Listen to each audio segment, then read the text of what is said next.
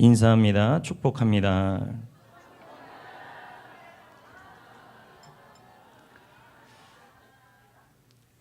연세대 국제대학원을 맡았고 지금은 은퇴하신 원항광 박사님이라는 분이 계십니다. 그분의 증조 할아버지가 누구냐면 장로교를 우리나라에 처음 들여오신 언더우드 선교사님이십니다. 그분이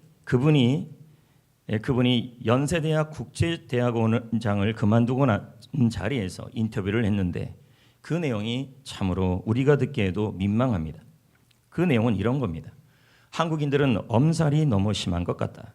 한국에 있었던 33년 동안 매년 경제가 어렵다고 불평하더라. 매년 올해는 어렵다. 내년에는 더 힘들다는 말을 너무 자주 하더라는 것이다. 지금은 잘 되고 있으니 내년에는 잘 될 것이라는 자신감 있게 말하는 사람들이 거의 없었다. 그는 그의 인터뷰에서 계속 다음과 같이 말합니다.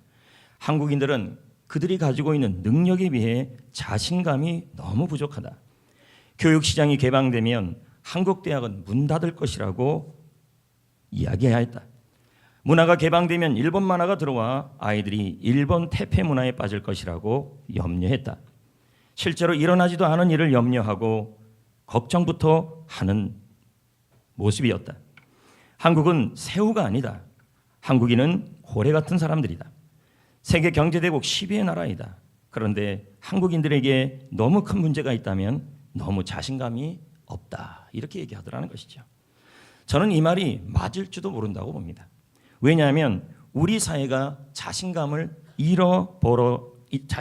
떨어져 보이기 때문입니다. 자녀도 부모도 직장 사람들도 사장님도 많은 용기를 잃어버리고 있습니다. 물론 자신감을 잃어버린 이유는 많겠죠. 그래도 자신감을 잃어버리면 안 된다고 말하고 있는 겁니다. 왜 그러냐면 자신감을 잃어버리면 기가 죽어요. 그러면 각종 정신적 문제가 생긴다고 합니다. 나중에도 살펴보겠지만 자신감을 잃어버리면 각종 병들이 생긴다는 것이죠. 공부와 직장생활, 사업, 신앙, 삶에서도 승리할 수 없습니다. 그러므로 우리 인생에 중요한 요소가 있다면 자신감입니다. 일반적으로 대한민국 전체 백성들의 성도들의 사람들의 모습을 보면 이 자신감이 너무 약해져 있다라고 말하고 있습니다. 하나님도 우리에게 자신감 있는 인생에 대해 말하시면서 자신감 있게 살아가는 사람에게 보상을 하시겠다고도 말씀하십니다. 히브리서 10장 35절 말씀에 이런 말씀이 있습니다. 너희 담대함을 버리지 말라. 이것이 큰 상을 얻게 할 것이다. 그러니까 상황과 조건 때문에 쓰러지지 말라고 지금 설명하고 있는 것이죠. 그러므로 우리 인생에 반드시 있어야 될 것이 있다면 자신감입니다. 성도 여러분, 하나님은 저와 여러분에게 자신감을 반드시 주시는 분이십니다. 우리가 어떤 상황에 있더라도 하나님은 우리에게 자신감을 줄 것입니다. 그러면 오늘 말씀을 통하여 하나님은 우리에게 세 가지 경우에 과거, 현재, 미래, 우리는 과거의 못 때문에, 현재의 못 때문에, 미래의 못 때문에 자신감을 자꾸 잃습니다. 문제는 이스라엘 백성들도 과거, 현재, 미래의 뭔가의 이유들 때문에 자신감을 잃었더라는 것이죠. 그래서 하나님께서는 이 상황마다 과거에는 과거대로, 현재는 현재대로, 미래는 미래대로 자신감을 잃어가는 우리들에게 자신감을 주고자 하는 것입니다. 그러면 과거에 무엇 때문에 우리는 자신감을 잃을까요? 가만히 보면 우리가 과거에 자신감을 잃을 때 보면 과거에 겪었던 아픔 때문에 많은 자신감을 잃어버립니다. 특히 이스라엘 백성들도 그랬습니다. 신명기 1장 31절을 보겠습니다. 읽어볼까요? 시작. 이스라엘 백성들이 광야를 지나 신명기 모압 평지까지 온 거예요. 생각해보니까 광야를 지나왔는데 생각해보니까 광야에서 좋은 기억도 많았지만은 광야는 좋지 않은 환경이었기 때문에 이들에게 이 광야에서 당했다라는 말은 광야에서 아픔도 경험했다고 설명하고 있는 것입니다. 광야에서 당한 아픔들, 과거에 경험한 그들의 광야에서 경험한 그 아픔들이 이스라엘에게 자신감을 잃게 만들었습니다. 그래서 하나님께서는 이 자신감, 과거의 아픔 때문에 자신감을 잃어버린 이스라엘 백성들에게 너희들에게 내가 자신감을 주고 싶다. 그래서 약속을 합니다. 자, 31절을 계속 보겠습니다. 읽어봅니다. 광야에서 너희가 당하였거니와 사람이 자기 아들을 않는 것 같지. 참 신기한 건요. 이 이후에 현재 미래에 대한 설명에 자신감을 잃는 요인들이 나오는데 유독 과거에 아픔을 경험한 부분은 하나님이 안아줬다고 지금 설명하고 있어요. 자, 이게 아픔을 경험했다라는 말 자체는 이거는 우리가 서 있을 수 없다라는 것이죠. 오늘 이 자리에도 이스라엘 백성들도 광야에서 척박한 환경에서 먹고 입고 마시는 사람과의 관계 속에서 200만 명이 움직이는 상황 속에서 얼마나 많은 과거의 아픔들이 있었겠습니까? 그런데도 하나님이 그들을 안아서 여기까지 왔다고 지금 설명하고 있어요. 그것은 뭘 의미하고 있냐면 하나님께서 이스라엘 백성들의 과거의 아픔으로 자신감을 잃었지만 하나님이 아파서 걷지 못하면 안아주셨고 아픈 상처를 어루만져 주셔서 그 아픈 상처를 더 고쳐주셔서 어루만져 주셔서 하나님께서 이스라엘 백성들이 아프면 아플수록 제가 조금 이따도 말씀 나누겠지만 현재와 미래의 자신감을 잃게 하는 요인하고 다르게 과거에 겪었던 자신감을 잃게 하는 요인이 상처였어요. 근데 이 상처 부분에 있어서 이 상처를 겪을 때 하나님은 어떻게 하냐면 더 가까이 다가와서 안아준다는 표현을 쓰고 있어요. 여러분 조금 이따 현재의 자신감을 잃게 하는 요인에 있어서는 하나님이 안다는 표현을 안 써요. 과거의 상처, 과거의 아픔, 내가 당하는 그 아픔 때문에 우리는 자신감을 잃어버릴 때 하나님께서는 어떻게 하냐면 내가 아파서 걷지 못하면 안아주셔서 업어주셔서 어루만져주셔서 고쳐주셔서 더 가깝게 다가왔다는 것입니다. 이걸 약속하고 있다는 것입니다.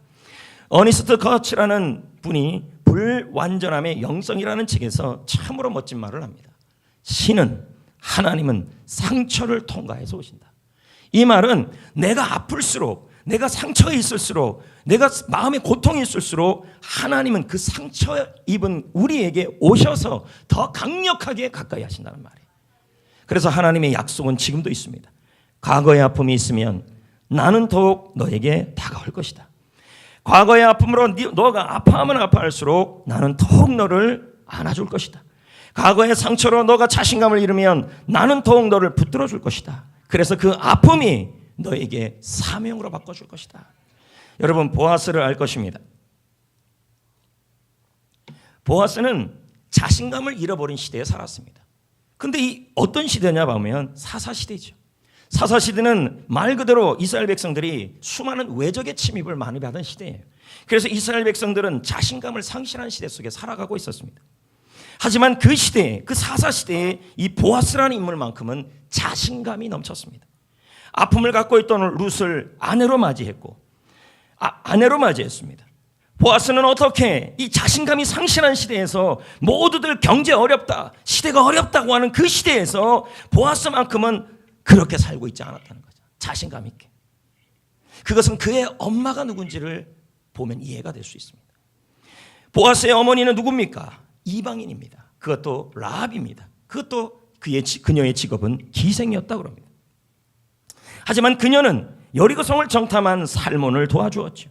그래서 여리고성이 무너질 때 생명을 건진받았고 살몬과 결혼까지 하게 됩니다. 그렇다면 우리가 여기서 그동안 룻기서를 보면서 보아스의 상처는 우리가 보지 못했습니다. 과거의 상처. 분명히 보아스는 나름대로 아픔이 있었을 거라는 겁니다. 그것이 무엇일까요? 이스라엘 백성들에게 이방인은 굉장히 차별의 대상입니다. 이방인이라는 말 자체는 지옥의 땔감 정도로 여기는 게 이스라엘입니다. 근데 그 이방인의 아들이에요. 이방인의 아들, 철저히 차별을 받았을지도 모릅니다. 그리고 그것도 그의 어머니는 기생이었습니다. 기생 라합의 아들, 기생의 아들, 기생의 아들, 기생의 아들이라는 말을 많이 듣고 자랐을 것입니다. 아마 이 보아스의 과거는 상처투성이었을 것입니다. 그의 어렸을 때의 상처는 부모님 때문에 생길 수도 있고 그리고 주위에 있는 사람들이 자신의 상처를 건드려서 생길 수도 있었을 것입니다. 그는 얼마든지 잘못되고 삐뚤어진 인생을 살 수 있었습니다. 그 말할 이유들이 수많이 많았습니다. 어쩌면 보아스는 자신의 기생 어머니였던 라합을 원망할 수도 있었을 것입니다. 그런데 보아스가 사사기 룻기에 보면 당당하게 살아갑니다. 자신감 있게 살아갑니다. 어떻게 그럴 수 있었을까요? 룻기 전체를 읽어보면 보아스가 하나님에 대한 얘기를 하는 경우들이 나와요.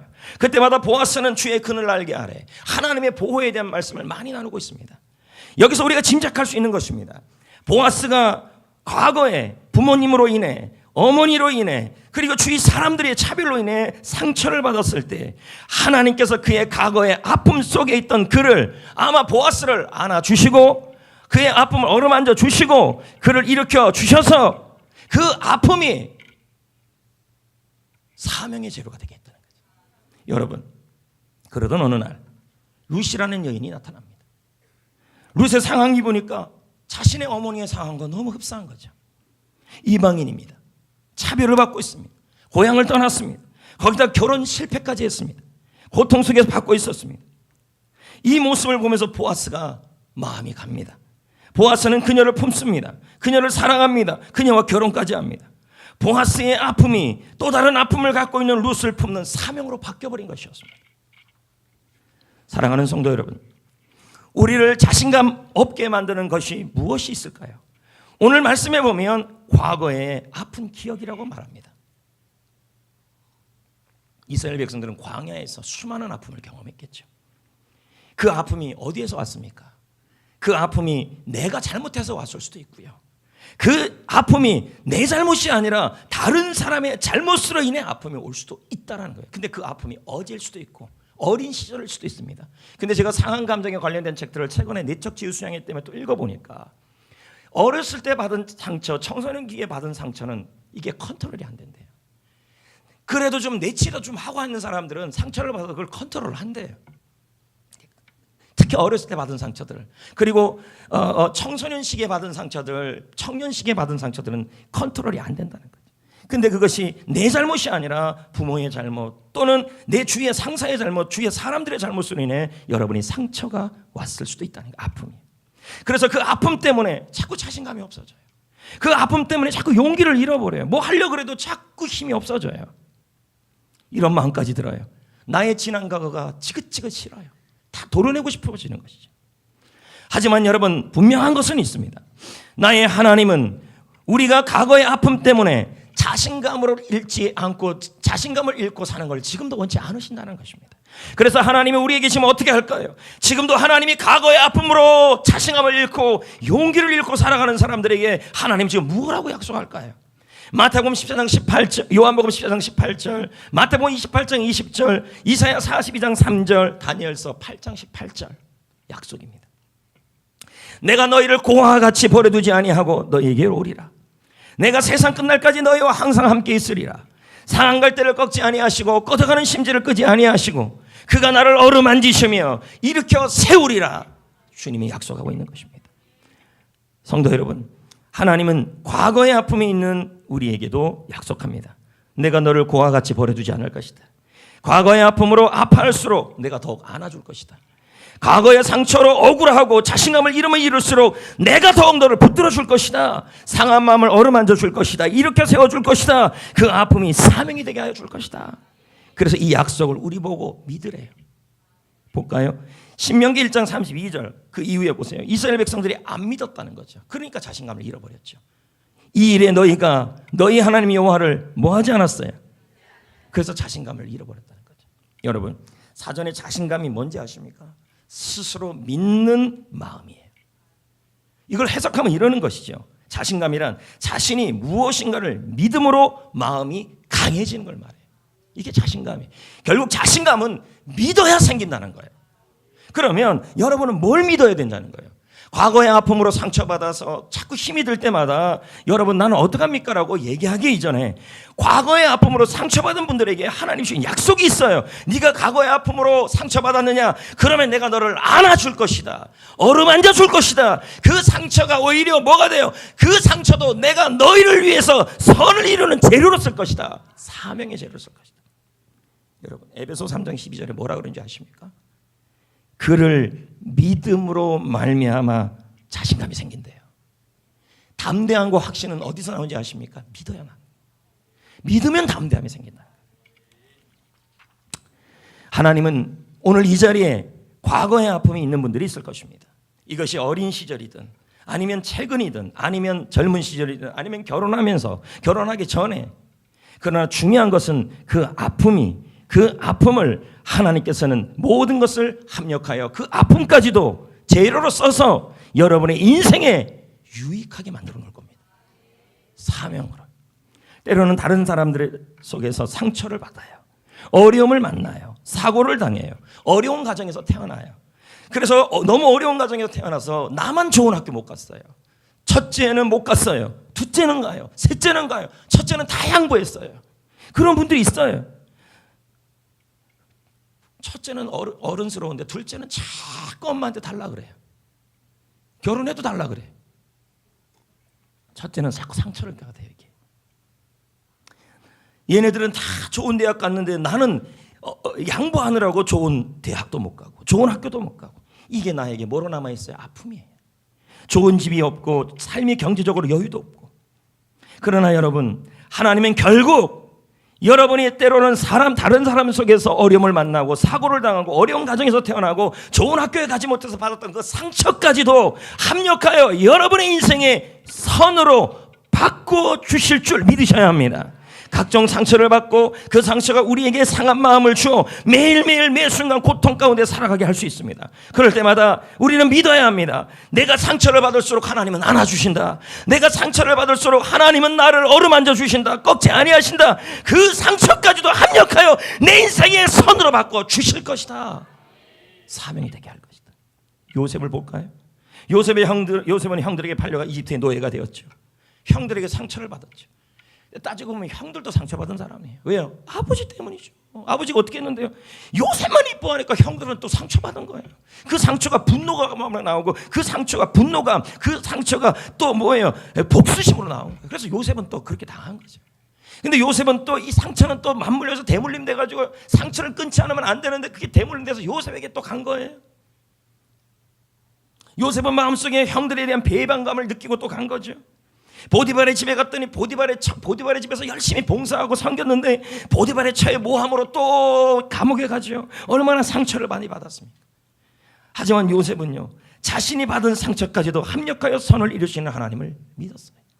아파할 때도 함께 하시고 안아주시는 하나님을 믿었어요. 이걸 믿어야 돼요. 약속을 믿어야 돼요. 믿을 때 담대한 거 확신이 나와요.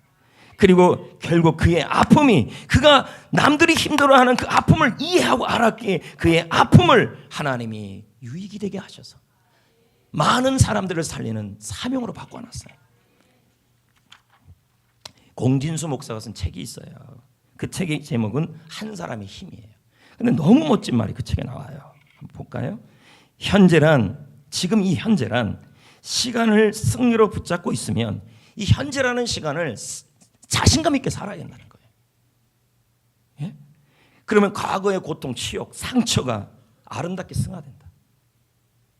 제가 그랬잖아요. 자신감을 가지려면 하나님의 약속을 믿어야 된다. 그 약속이 뭘까요? 광야에서 당했거니와, 그러나 광야에서 아빠가 아이를 안아준 것처럼 네가 광야에서 상처를 받고 나쁜 기억 속에서 쓰러질 때마다 내가 너를 안아서 여기까지 왔다. 이 약속을 믿으라. 그래야 자신감, 현재를 승화시켜야 된다는 거죠. 과거의 수치와 절망을 평가하는 잣대는 늘 오늘이라는 현재이다. 현재가 얼마든지 과거를 바꿀 수 있다. 현재가 충분히 과거를 뒤집어 놓을 수 있다. 오늘 당신이 어떤 결정을 갖고 사는가에 따라 당신의 불행했던 과거는 재평가될 것이다. 여러분 첫째여서 혹은 둘째여서 혹은 막내여서 내가 받은 상처, 그리고 여러분이 상황 속에서 일터에서 과거에 당했던 수많은 아픔들이 있다 할지라도 하나님은 여러분이 아파할 때마다 안아주시고 어루만져 주시고, 그리고 그 상처를 합력하여 유익이 되게 하여 주셔서, 그래서 여러분 인생의 사명의 재료가 되게 하여 주신다고 약속하여 주셨습니다. 그 약속을 믿으시라는 거예요. 뭔가를 믿을 때 자신감 있는 마음이 생긴다는 말입니다. 할렐루야. 과거의 상처는 하나님의 약속으로 믿으셔야 돼요. 두 번째는 뭐냐면 현재예요. 현재는 어떻게 해서 우리가 자신감을 찾고 있냐면 절망적인 사건들 때문에 자꾸만 자신감을 잃어요.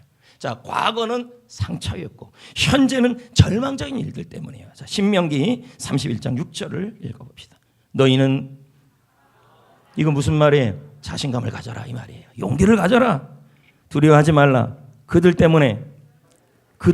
그러면 이스라엘 백성들이 지금 현재 자신감을 잃게 하는 것은 뭐냐는 거예요? 절망적인 상황이에요. 그게 사람들 때문에 생길 수도 있다는 거죠. 이스라엘은 현재 사람이라는 장애물 때문에 자신감을 잃고 두려워하고 떨고 있었다는 것입니다. 근데 여러분, 하나님께서는 현재 절망적인 상황에 있어도 두려워하지 말래요? 떨지 말래요? 강하고 담대하래요. 그 이유가 뭐냐는 거예요. 31장 6절을 계속 살펴보자는 것이에요. 자, 읽어봅시다. 시작. 왜요? 이는 왜냐하면 하나님 여호와가 너와 함께, 이번에는 안아줬어요? 함께 가요? 그럼요. 과거의 상처는 정말 하나님이 안아줘요. 보듬어주고, 그리고 그 아픔을 하나님이 치료하셔서 사명의 재료로 써야만 우리가 일어날 수 있다고 그랬겠어요. 근데 현재는요, 현재의 절망적인 상황, 절망적인 일들, 그리고 수많은 어려운 일들이 일어날 때, 그때 하나님은 안아주는 것이 아니라 함께 손잡고 가준다는 말이에요. 함께 한다는 거예요. 함께 간다는 말이에요. 함께 걸어가 준다는 말이죠. 손을 잡고. 이 말은 뭘까요? 걸어가 준다, 지켜준다는 말이에요. 여러분, 현재 여러분은 지금 현재 여러분은 왜 용기를 잃었습니까? 절망적인 일로 인해, 사람으로 인해, 그래서 자신감을 잃고 있습니까? 직장에서 자신감을 잃고, 현실에서 자신감을 잃고 있습니까? 근데 하나님은 약속하고 있습니다. 뭘 약속하고 있냐면, 내가 지금 현재 너와 손을 잡고 걸어가고 있다. 그리고 너의 손을 잡고 너를 지키면서 걸어가고 있다. 그래서 이 절망적인 일이 지나고 나면 하나님이 이 절망적인 상황을 이기게 하셨다고 간증을 주게 할 것이다 라고 약속하고 있어요. 한번 예를 들어 봅시다. 개 한 마리가 왈왈왈 짖고 있어요. 그러면 아빠가 아이 손을 잡고 걸어가요. 아이는 그때 어떻게 해요? 자신감이 생기는 거예요. 아빠가 손을 잡고 있는 게 아니라 함께 걸어가면서 지켜주고 있어요. 지났어요? 개를 지났어요? 이 아이가 말을 해요. 우리 아빠가 손잡아줘서 함께 걸어가셔서 개가 무섭지 않아요. 간증이에요. 이해되시겠어요? 뭔 말인지? 성도 여러분, 우리도 마찬가지라는 것입니다. 여러분이 현재 감당하기 힘든 너무 절망적인 일, 그리고 감당하기 힘든 절망적인 상황들이 처해지고 있다 할지라도 하나님은 약속해주고 있어요. 현재 그게 뭘까요? 내가 함께 손을 잡고 걸어갈 것이다. 지켜줄 것이다. 그래서 지나고 나면 이 일이 너에게 하나님이 붙잡아줬다라는 간증거리가 되게 해줄 거라고 약속하고 있다는 거예요. 여러분, 도대체 하나님이 어떤 분이기에 현재 절망적인 일이 있어도 그분을 믿어야 할까요? 여러분, 우리 하나님은 선한 목자이십니다. 우리가 사망의 음침한 골짜기를 다닐지라도, 절망적인 상황을 지날지라도 하나님이 목자 되신 그분이 함께 하신다고 나와 있지만 성경의 원문의 뜻은 함께 걸어간다 할라크예요.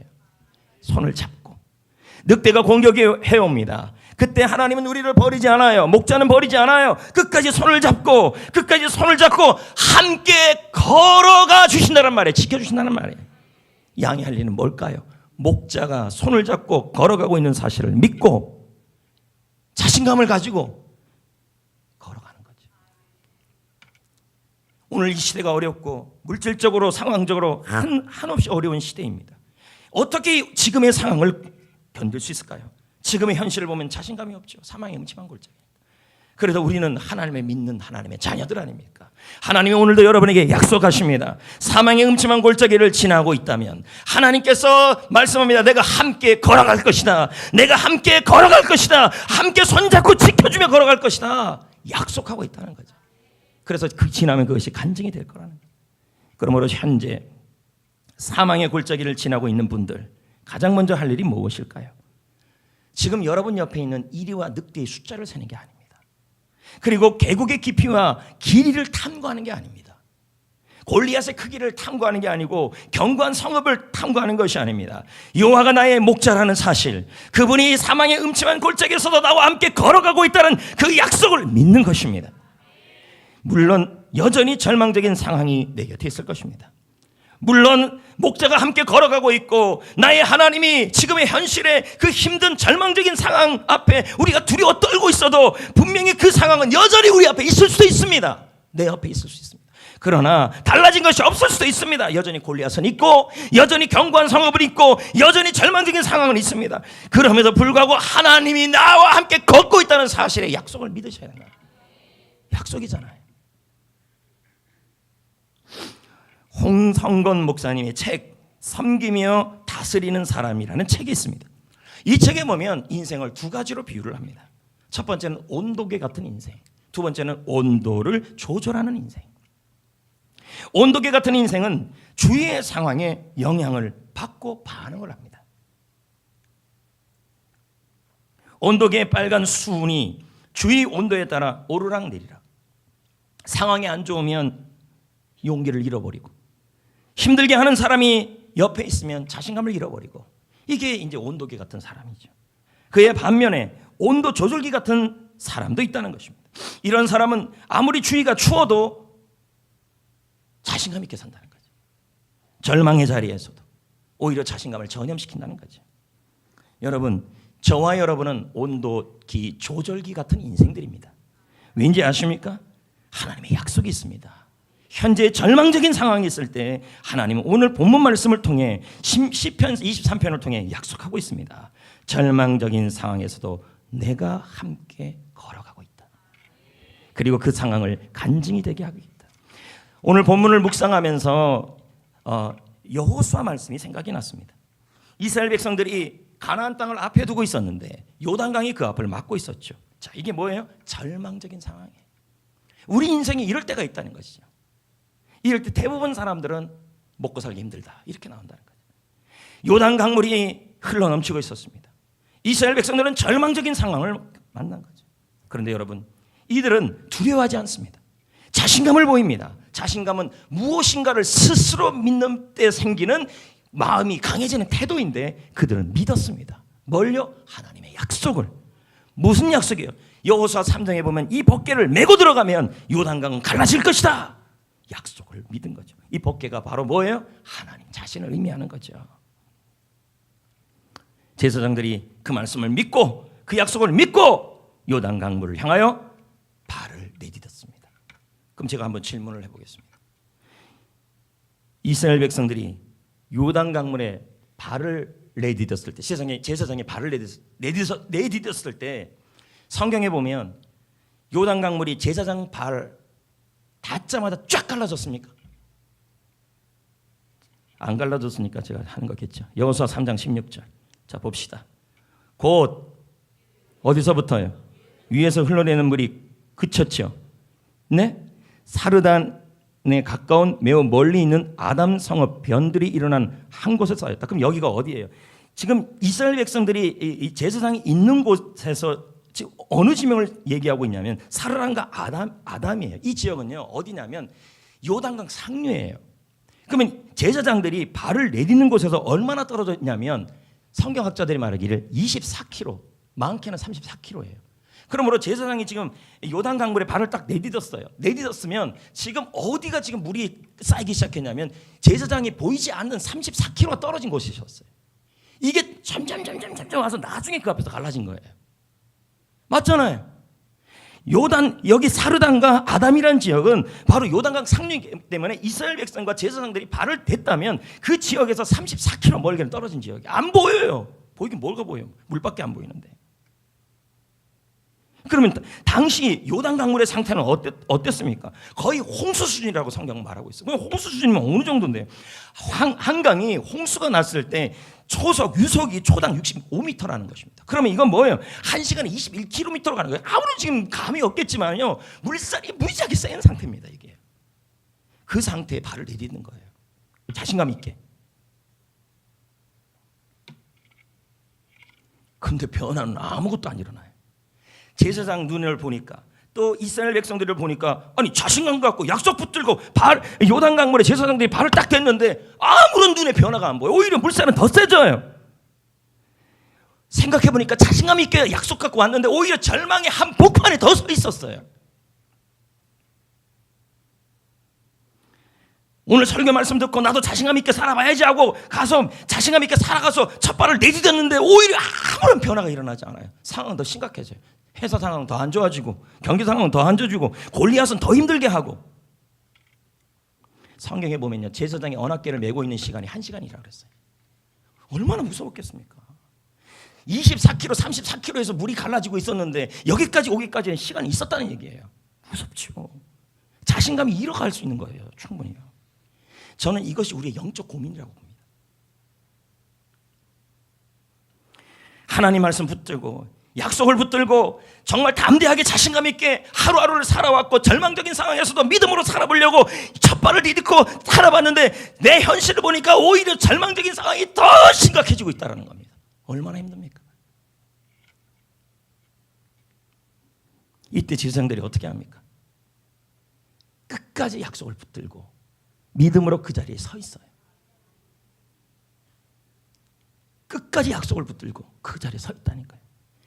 서 있는데 30분이 지나도 달라지는 게 없어요. 15분이 지나도 달라지는 것이 없어요. 상황은 점점점 안 좋아져요. 이때 필요한 것이 뭡니까? 다시 한번 말씀드리지만 제사장처럼 끝까지 하나님의 약속을 붙들고 믿어야 돼요. 아까 그랬잖아요. 주를 믿음이 담대하고 확신을 얻게 한다 그랬어요. 계속 담대하게 서 있어야 돼요. 왜요? 하나님은 이 믿음을 찾아요. 누가복음 18장에 나오는 가부 한번 보세요. 자신의 원한을 풀어달라고 재판장에 갑니다. 아니 약속 붙들고 얼마나 담대하게 재판장에게 요구하는지 몰라요. 근데 재판장이 약속 믿고 담대하게 나갔는데도 뭐라 그럽니까? 부탁 안 들어줘요. 거들떠보지도 않아요. 그녀는 끈질기게 부탁합니다. 왜요? 그녀는 법을 알았어요. 어떤 법이? 유대인의 법, 당시의 법. 당시 재판관은 원한을 풀어주도록 약속한 법이 있었어요. 그 법을 약속을 잡은 거예요. 예수님이 비유를 설명한 거예요. 너희들도 이런 상황에 하나님의 약속을 잡아라. 약속 붙들고 가서 거절당해도, 약속 붙들고 가서 여전히 골리앗이 있어도, 약속 붙들고 가서 내 눈에 아무 변화가 없고 상황이 더 심각해져 저도 끝까지 약속 붙들고 가라, 이 얘기를 하고 있는 거예요. 주님이 뭐라 그랬어요? 말세 이 믿음을 누가 보겠느냐? 이런 믿음이 너무 없다는 거예요. 예수 믿고 자신감 있게 살아가다가 일이 뜻대로 안 되고 상황은 더 심각해지면 모든 믿음 다 버려버릴 수밖에 없는 상황에 처해진 현실이 더 많았다고 지금 예수님이 말하고 있는 거예요. 먹고 살기 힘들다. 살기 힘들다. 사랑하는 성도 여러분, 하나님의 약속 뭡니까? 현재의 절망적인 상황이 있어도 하나님이 함께 걸어가신다. 그걸 어떻게 해요? 끝까지 믿어야 돼요. 중요한 건 여러분이 믿고 자신감 있게 한 발짝을 내디디면 내 눈에는 아무 변화가 없고 더 심각하고 사업도 더 심각하지만요, 보이지 않는 어느 곳에서는 하나님이 지금 일을 하고 있었어요. 갈라지고 있었다니까요. 그 강물이 내 눈에는 보이지 않아도 하나님이 상류 쪽에서 벌써 일하고 계셨다는 거예요. 24km 떨어진 곳에서, 32km 떨어진 곳에서 조금만 있으면, 더 그 자리에 지키고만 있으면 그 강물은 그 앞에서 멈춰질 것이고, 실제 제사장들은 그걸 봤고 이스라엘 백성들을 봤어요. 그 강물 앞에서요. 끝까지 믿었어요. 자신감 있게 약속을. 그리고 지나고 나서 지금까지 이 요단강 사건은 많은 사람들에게 간증이 되었어요. 왜요? 하나님이 하셨다. 또한 여러분, 믿음으로 나아갔는데 지금 강물이 아무리 거세도 믿음으로 나아갔어요. 자신감 있게 나아갔어요. 제사장들처럼 갔어요. 근데 그 강물에 발을 내디뎠어요. 그런데 그 강물이 너무 거세요. 여전히 골리앗이 너무 거세요. 그래도 그 강물 때문에, 그 골리앗 때문에, 아니 그 골리앗이, 그 강물이 여러분을 죽일 수 없어요. 왠지 알아요? 하나님이 함께 손을 잡고 걸어간다고 약속했기 때문에. 자신감을 가졌어요. 최병락 목사는 말합니다. 이해할 수 없는 어려움과 절망의 사건의 이유를 찾지 말아라. 차라리 하나님을 주목하라. 그리고 오늘을 살아가라. 이해할 수 없는 일이 있어도 믿음으로 오늘을 살아가라. 성도 여러분, 현재 절망적인 사건으로 자신감을 잃어버렸습니까? 하나님의 약속을 믿으셔야 돼요. 여호와는 나의 목자이십니다. 사망의 음침한 골짜기 가운데도 하나님이 여러분의 손을 잡고, 하나님의 손이 여러분을 잡고 함께 걸어가고 있습니다. 그리고 그 절망적인 일들 가운데서도 여러분을 지킬 것입니다. 그리고 가는데도 절망적인 가는 일을 하나님이 손잡고 가는 걸 약속 믿고 가고 있는데도 여전히 사망의 음침한 골짜기라 할지라도, 여전히 요단강물 한복판이라 할지라도 약속을 믿으십시오. 끝까지 믿으십시오. 자신감이 생깁니다. 아멘. 세 번째요, 과거, 현재, 그 다음 미래죠. 과거는 아픔 때문에 자신감을 잃고, 현재는 절망적인 일들 때문에 자신감을 잃고, 미래는 뭘까요? 미래가 보이지 않아서 자신감을 잃어요. 보겠습니다. 신명기 1장 28, 29절 읽어볼까요? 시작. 왜 낙심했어요? 미래가 있는데, 내일이 있는데 미래가 어디로 갈지 모르는 거예요. 이건 뭐예요? 한 치 앞도 모르는 미래 때문에 낙심이 온 거죠. 우리 사업은 어떡할까? 우리 아이는 어떡할까? 우리 미래는 어떡할까? 우리 삶은 어떡할까? 근데 확실한 건 있었어요. 어디로 갈지는 몰라서 너무 무섭고 자신감이 없는데 확실한 건 있다는 거예요. 근데 그 미래에 우리보다 장대하고 그 성읍들이 크고 성곽은 하늘에 닿았고 안악자손이 있는 것도 확실해요. 얼마나 겁이 나요. 어디로 갈지는 모르겠는데 미래에 적이 있다는 것도 확실하고. 그랬더니 하나님이 뭐라 그럽니까? 29절에 내가 너희에게 말하기를 무서워하지 말라, 두려워하지 말라. 미래가 한 치 앞이 모른다 할지라도 자신감을 가지라는 거예요. 사업장과 자녀와 학교와 일터와 가정과 미래와 이 모든 것에 내가 어떻게 살아갈지 몰라서 미래가 자신감을 잃어버리고 있는 여러분에게 하나님은 지금 뭐라고 얘기하고 있냐면 담대하라, 자신감을 가져라. 왜요? 또 미래에 대한 하나님의 약속이 있어요. 자 볼까요? 미래에 대해서 하나님의 약속. 신명기 1장 30절 31절 읽어볼까요? 너희보다, 자 이번에는 뭐 하라 그래요? 네가 어디로 갈지 모르지만 내가 먼저 갈 거다. 아멘. 그래서 어떻게 해요? 네가 거기서 네가 확실한 건 있다는 거죠. 견고한 성읍도 있을 것이고, 그리고 그 견고한 성읍이 있어서 두려워 떨고 있지만, 그리고 안악자손도 있으면 염려하지 마라, 내가 싸워줄 것이다. 그것도 약속하고 있어요. 31절에 뭐라 그럽니까? 어디로 갈지 모른다 그랬잖아요. 근데 31절에 뭐라고 합니까? 먼저 가서 그 길을 인도하겠다, 안내하겠다. 구름기둥 불기둥으로. 약속 아닙니까?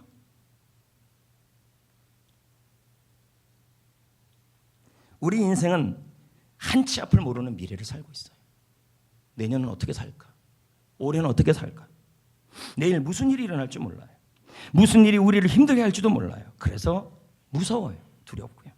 그렇지만 하나님이 약속하잖아요. 과거의 상처 때문에 힘들 때는, 자신감을 잃을 때는 하나님 어떻게, 내가 안아줄게, 보듬어 줄게. 그리고 그 상처가 내가 너희들에게 합력하게 선을 이루어 너희들에게 사명의 재료가 되게 해줄게. 약속. 현재는 절망적인 일이 있을 때 뭐라고 그래? 내가 손잡고 걸어가 줄게, 지켜줄게. 약속. 미래는요, 내가 가지 못한 그 길이기 때문에 얼마나 두려워요. 근데 분명한 건 너무 힘든 일이 있을 것이고, 사업장과 직장과 일터와 학업과 모든 일에, 그런 가정에도 이런 일이 있을 겁니다. 근데 내가 무서워서 못 가겠다고 하니까 하나님 뭐, 내가 먼저 가서 싸워줄게, 내가 먼저 가서 길을 인도해 줄게. 약속을 하고 있는 거예요. 다 차이가 있어요. 과거, 현재, 미래에 대한 하나님의 인도하심이 다 차이가 있다는 거죠. 이걸 뭐래요? 하나님이요, 믿으래요. 아까 그랬잖아요. 주를 믿음이 너에게 담대함과 확신을 준다. 아, 믿음 그러면서 왜 이렇게 믿지 못하십니까? 중직자라고 믿음이 좋은지 아십니까? 아니면 중직자라고 믿음이 없는 줄 아십니까? 아니면 초신자라고 믿음이 없는 줄 아십니까? 초신자라고 믿음이 있는 줄 아십니까? 그것보다 중요한 건요, 지금 믿음이에요. 믿음. 자신감이 없으면 지금 믿음 다 잃은 거 버린 거예요. 자, 한번 또 봅시다. 예수님은 베드로에게 뭐라 그럽니까? 물 위로 걸어오라 말씀하셨죠? 약속이에요. 주님의 약속. 그러면 너 안 빠진다 약속해 주셨어요. 그럼 베드로 입장에서는 한 발 한 발 물 위를 걷는 것이 한 치 앞에 보이는 상황이에요. 한 발만 걸어도 죽을 수 있는 상황이에요. 너무 무서워요. 근데 베드로는 주님의 약속을 어떻게 해요? 믿었잖아요. 믿으면 뭐가 생겨요? 자신감이 생겨요. 용기가 생겨요. 두려움이 없어요. 거친 파도 위를 걷고 있어도 한 발짝 한 발짝 다음에 자신이 어떻게 될지 몰라요. 이 발짝 걸으면 내가 빠질지 죽을지 몰라요. 우리의 사업장이, 나의 직장이, 나의 미래가 이 한 발짝 따위 어떻게 될지 몰라요. 근데 베드로는 걸어요. 주님의 약속을 잡았어요. 주님을 보면서요. 주님의 약속, 주님이 그 앞에 있다는 걸, 내가 걸어가는 그 앞에 계시다는 걸 믿었어요. 우리가 아이들이 이렇게 걸어갈 때 엄마가 그 앞에서 일로 와 그러면 얼마나 아이가 잘 걷습니까? 지금 하나님이 그러고 있다는 거예요, 여러분. 좀 믿읍시다. 믿음 없는 말 하지 마시고. 그러다가 베드로가 진짜 물에 빠져요, 안 빠져요?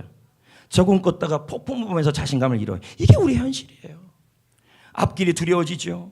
또 무서워지죠. 내가 좀 자신감 있게 걸어갔는데, 그래도 버텨갔는데 이 사업장이, 직장이, 일터가, 가정이, 친척, 뭐 기타 등등 에브리바디 다 힘들게 해요.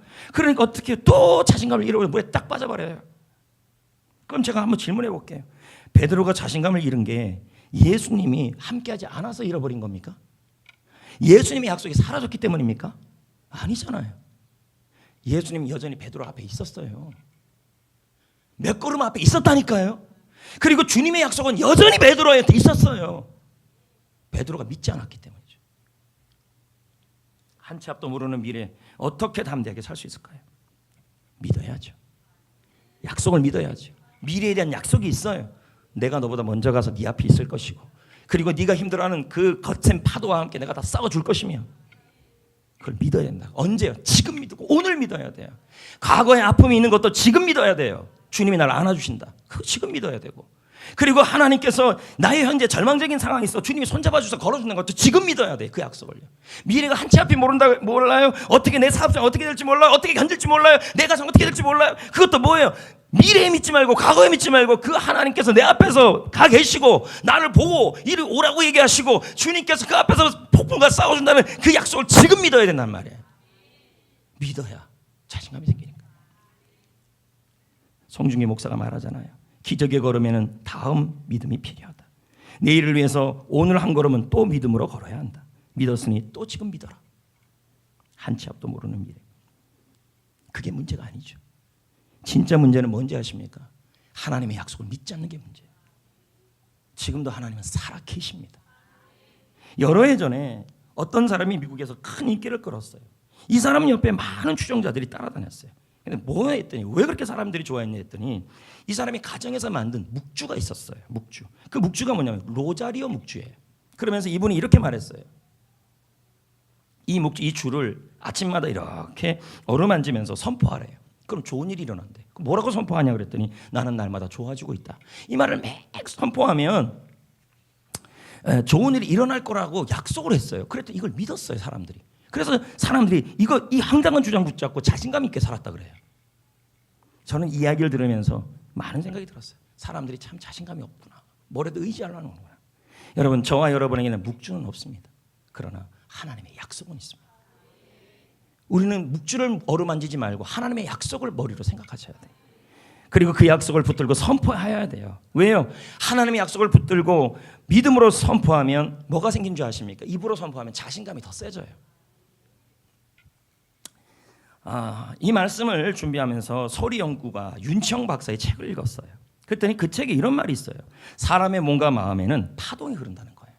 이거를 에너지 또는 뭐 세상에서는 기라고도 표현한다 그럽니다. 그런데 사람이 자신감이 없으면 우리는 흔히 에너지가 없다, 기가 죽었다 이런 표현을 쓴다고 그럽니다. 그런데 이분이 말하기를, 자기가 소리를 연구해 보니까 우울한 사람들, 자신감이 없는 사람들, 스트레스가 많은 사람들, 불안감이 많은 사람들의 이 몸속에 흐르는 이 파동을 조사해 봤더니, 그런 사람들에게는요 파동이 흐르는데 저차원 파동이 흐르더라는 거예요. 다시요. 스트레스가 많고 불안하고 두려움이 많고 우울증이 많은 사람들에게 흐르는 파동이 있는데, 그게 뭐냐? 몸하고 마음하고 머리하고 흐르는 게 뭐냐면 저차원 파동이 흐르더라는 거예요. 컨디션이 안 좋아진 파동이죠. 그런데 고차원 파동도 있더라는 거예요. 어떤 사람은 해봤더니 파동이 참 너무 좋더라는 거예요. 봤더니 이런 사람들은 보니까 몸과 마음에 자신감이 있고 컨디션이 좋고 긍정적인 사람들에게는 이 파동이 나타나는 거예요. 이 소리 연구가 윤청 박사가 계속 연구해 보니까, 그러면 어떻게 하면은 저차원 파동이 있잖아요. 이 저차원 파동이 그러면 사람이 스트레스가 많아지고 불안해지고 컨디션이 안 좋아지고 우울해지고 불안증이 생기고 두려움이 생기고 잠이 안 오고 부정적이 되는데, 이 파동을 고차원 파동으로 바꾸는 방법이 뭔가를 연구한 거예요. 궁금해요? 예. 돈 많이 주고 책 읽은 거예요. 이거 다. 봤더니 소리래요. 소리 연구가니까. 반대로 이 사람이 지금 고차원 파동이 흐르고 있어요. 자신감이 막 넘쳐요. 그리고 이 사람이 컨디션이 최상이에요. 근데 저차원 파동으로 흐르는 게 또 만드는 요인이 있다. 그거 역시 소리들이래요. 너무 신기해서 어떤 소리인가를 봤더니, 저차원 파동을 몸과 마음에 만드는 것이 뭐냐 봤더니, 소리는 소리인데 어떤 소리냐 봤더니 저급한 소리들, 불평하는 소리들. 내가 불평을 말하거나 불평을 들을 때 나의 몸과 마음에 저차원 파동이 흐르기 시작한다는 거예요. 반대로 여러분, 내 몸의 고차원 파동을 몸과 마음에 만드는 것이 뭐냐 했더니 감사의 말과 믿음의 말이라는 거예요. 그럼 어떻게 되는데? 그래서 그렇게 되면 몸에 컨디션이 좋아지고요. 소리만 바꿨는데도요. 그리고요, 스트레스가 없어지고 자신감이 생기더라는 거예요. 그래서 한번 이분의 말을 한번 들어봅시다. 제가 읽어볼게요. 우리가 고차원 파동을 담는 소리를 발산할 때, 이게 뭐라 그랬어요? 믿음의 소리, 그리고 감사의 소리예요. 내 몸과 마음에 마음의 에너지가 변한다는 거예요. 나쁜 에너지에서 좋은 에너지로. 파동을 조사해보니까 그렇더라는 거예요. 저차원에서 고차원 파동으로 바뀐다. 긍정적 자세를 준다. 자신감을 준다. 그러므로 견디기 힘들 정도의 우울하다면 크게 소리를 질러라. 그래서 여러분 선수들이 하기 전에 화이팅을 외치는 이유가 있다니까요. 화이팅을 외울 때 저에서 고로 바뀌니까. 자신감이 생기니까. 파동이요. 작은 목소리가 아니다. 큰 목소리로 외쳐야 한다. 야호 외치는 이유가 뭘까요? 야호. 속이 시원하다며 야호 외치면요. 산에 가서 시원한 것도 있지만요. 그 야호를 외칠 때 저에서 고로 바뀌는 그런 작용도 하고 있다는 말이에요. 그럼 산까지 언제 올라갈까? 그거 힘든데요. 안 그렇겠어요? 여기서 외쳐야죠. 자신감이 생길 것이다. 망설이지 마라. 어차피 손해볼 일 아니다. 소리 지르는 게 무슨 망설일 일입니까? 그렇잖아요. 오늘 하루 신나게 소리를 지르며 살아가라. 난 행복한 사람이 될 것이다. 여러분, 예배 시간에 크게 찬양하고 예배 시간에 크게 아멘하고 좀 아멘 좀 해보세요. 왜 아멘을? 그러니까 자꾸 저차원 파동이 나서 나갈 때 얼굴이 씹은 얼굴로 나가는 거 아닙니까, 여러분이? 왜 예배 시간을 이렇게 드립니까? 찬양도 크게 하고 아멘도 크게 하고 계속 저차원 파동을 흐르는 사람들이 있어요. 스트레스는 스트레스를 꽉 차 있고, 우울은 우울하고 맨날 우울하대요. 그냥 죽고 싶대요. 그러니까 죽고 싶다는 말 안 하면 죽으면 되는데 또 죽고 싶다는 말을 하잖아요. 또요. 우리 모두 에브리바디 다바디 다 그렇게 하잖아요. 그러므로 매일매일 아침마다 우리 오늘 제가 알려진 목회 서신에 넣어놨어요. 그 하나님의 약속을 믿음으로 선포하셔야 돼요. 크게 나는 하나님의 자녀다. 넣어놨어요. 제가요. 하나님은 나를 사랑한다. 과거에 아픔이 있어도 하나님 나를 안아준다. 사명이 되게 하신다. 현재 절망적인 일이 있어도 하나님이 나와 걸어가신다. 지켜주신다가 하나 빠졌어요. 절망이 간증이 되게 하신다. 미래가 한치 앞이 보이지 않아도 하나님은 내 앞에 가신다. 나를 위해 싸워주신다. 갈 길을 인도하신다. 크게 외치라고요. 예, 소리가 안 터지면요. 이 소리가 안 터지면 계속 저차원이. 그러니까 우울증 걸리면 약 들죠. 약 들면 병원에 가야죠. 병원에 가면 의사 만나요. 의사 만나면 돈 들죠. 시간 들죠. 얼마나 낭비입니까? 여기서 하세요. 예배 시간에. 왜 의사에게 돈 갖다 줍니까? 다행히 우리는 의사가 한 명도 없으니까 막 얘기해도 되는 거잖아요. 지금. 너무 아깝지 않습니까? 제가 책을 읽은 게 수천 권인데 지금요. 이번 주만 들어온 책만 해서 40-50권이에요. 계속 읽는 거예요. 병원 가지 말자는 얘기는 아닙니다. 그렇다고 해서. 다음의 찬양을 제가 한번 불러보겠습니다. 과거의 아픔으로, 현재의 절망으로, 미래가 한치 앞에 보이지 않아도 하나님 주신 약속이 여러분에게 위로가 될 겁니다. 제가 이거 부르고 오늘 말씀을 마무리하겠습니다.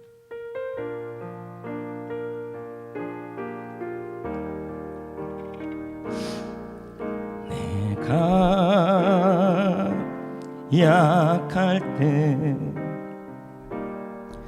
나의 강함이 되신 주, 때때로 넘어질 때 내게 새 힘을 주시네. 내 너를 도와주리.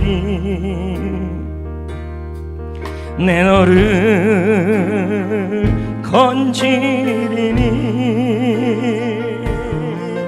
너희 죄 일어나라. 너희 죄 힘을 내라. 일어나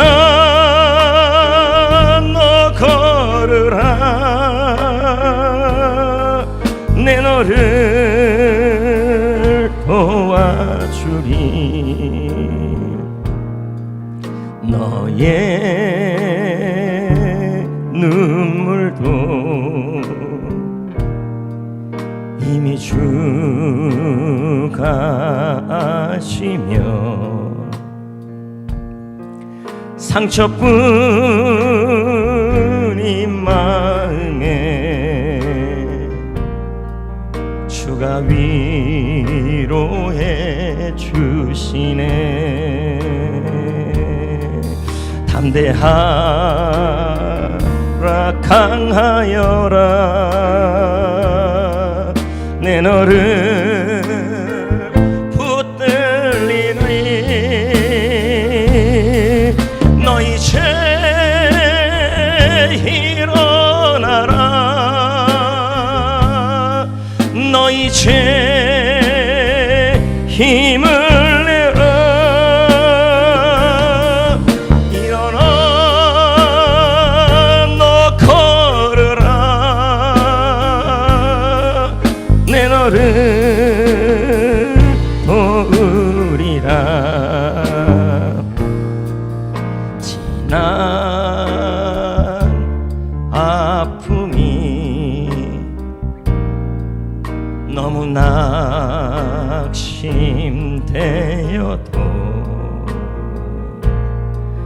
때론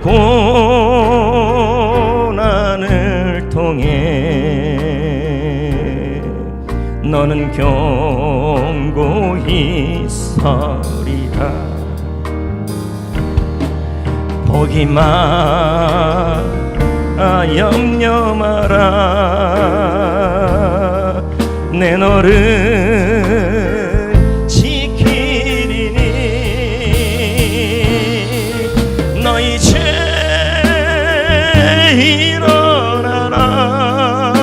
일어나라 너희 죄 힘을 내라